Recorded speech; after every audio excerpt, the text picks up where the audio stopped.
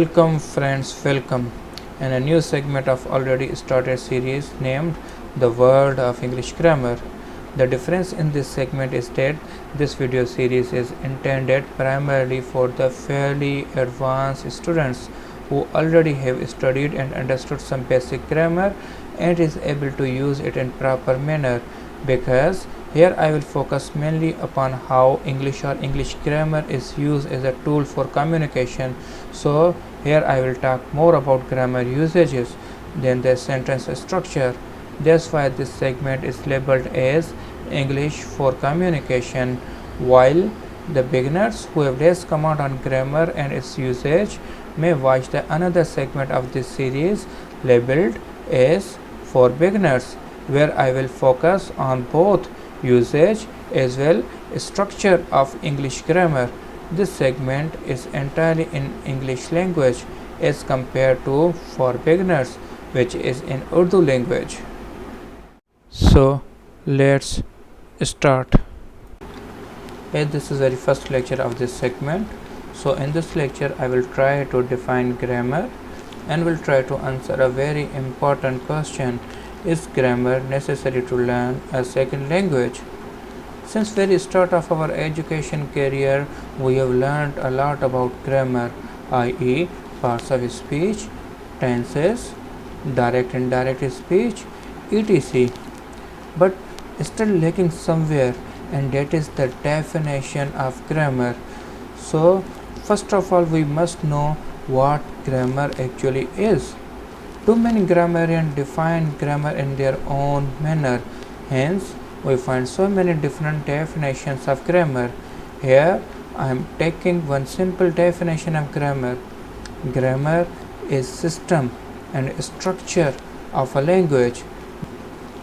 The rules of grammar help us decide the order we put words in and the form of a word to use. Normally communication can be done with two means. First is verbal and the second is non-verbal communication. We do verbal communication through speaking. Speaking various sentences in different situations that convey our message to the audience. Now sentences comprises different words. These words represent different things and often used differently in various situations and cases. Just for example, in some situations the word he is used for a singular person, but in some other situation the word is replaced with she. Sometimes we use we to denote plural, while sometimes in some other situations we use they to denote the same plural. In some cases we use his and in some cases her. Sometimes we use the helping verb am with I, while the same word I is supported with another helping verb was.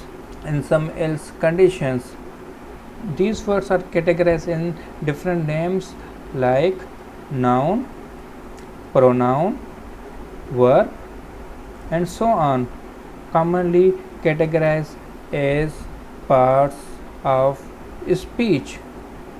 Each part of speech is systematically used in a sentence to make a proper and understandable sense.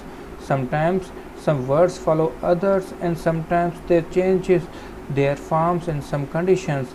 All these words are connected with one another in a proper and systematic manner that it shows some understandable and comprehensive meaning.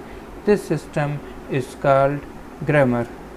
Just for example, here I am taking the combination of three different words: boy, lucky, the. Although the words are right, but they are not giving proper sense or meaning. There is something missing. Let's change the setting of words. Lucky, the boy. Still something missing. It is not giving still proper sense. So let's change the setting once again. The lucky boy. Now it is giving a proper meaning and sense because they are now properly arranged, and this arrangement is told to us by Mr. Grammar. Mr. Grammar came to me and whispers in my ear that the system of English is that article plus adjective plus noun. So I come to know about this system through Mr. Grammar and found that the lucky boy is the right answer. Well, in this example, I must have to care for not only the proper arrangement but also selection of the words, because a slight change may change the meaning of this phrase, i.e., the luckiest boy, or the lucky boys, or a lucky boy. All these phrases are right but gives different meanings and are used in different situations. But remember, I can never say a lucky boys, because a represents singular while boys represent plural, so I can never mix singular with plural here. We study grammar so that we know how to create our sentences or messages correctly. Other people understand us because they master the same set of rules, which is the grammar we both are sharing. Now, let us move to the important question: is grammar necessary to understand a second language like English? Here starts a huge debate between people belonging to the different schools of thought. First of all, we must know that how we learned our first language, our native language. Did our parents focus on grammar while teaching us language? Did they ever stop us by saying to use right form of word? Never. They supported us in every activity and created an environment that we automatically learned our native language. A child learns everything through interaction. He first listens, then catches, then copies, and then adopts, and finally uses it. So, in this manner, slowly and gradually, a child gets mastery over his native or first language.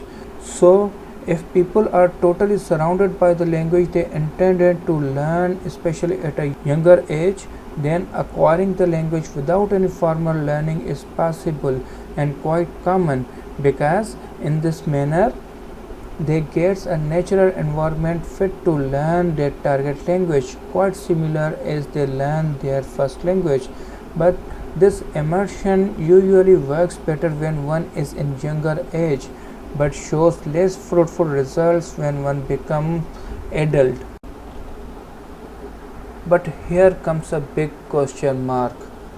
What about adults? Because as an adult or grown up, our mind does not work like a child. An adult thoroughly look upon the structure of the target language. Now, every language has different structure. Even though we totally mingle with the new environment or communicate with them, but improving our knowledge of grammar and using English structure makes it easier for English speakers to understand us. Many words or phrases are totally foreign for us that we never listened or used. The grammatical words like the, or it in, or some basic patterns like I am doing, they do not exist in our native or first language. Grammar provides the framework. Knowing basics of what people say helps you understand vocabulary you don't know. Even after we become familiar with the usage of certain basic vocabulary and tense patterns, we feel difficulty in forming coherent sentences. We become confused when we are doing conversation in a large scale sentences or in understanding them.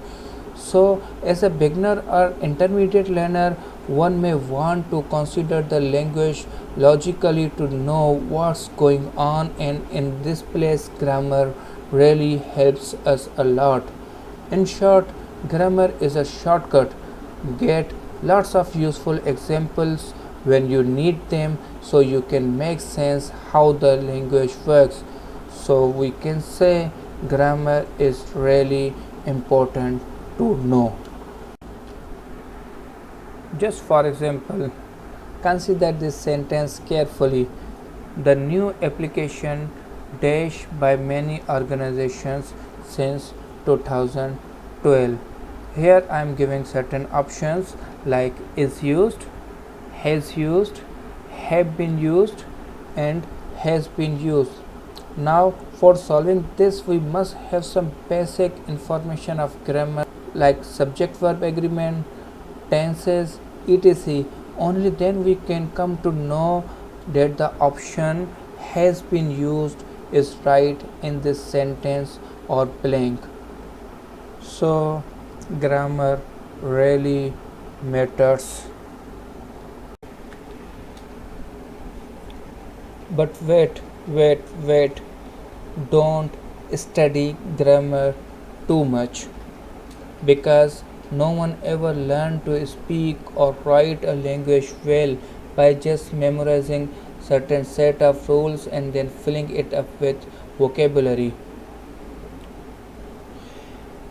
Here the most important thing is to know why actually we are learning English or English grammar. What are our objects behind learning English? Either we are learning it to qualify any competitive examination or any sort of qualifying test, or we are learning English to speak and communicate as the native speakers of English do.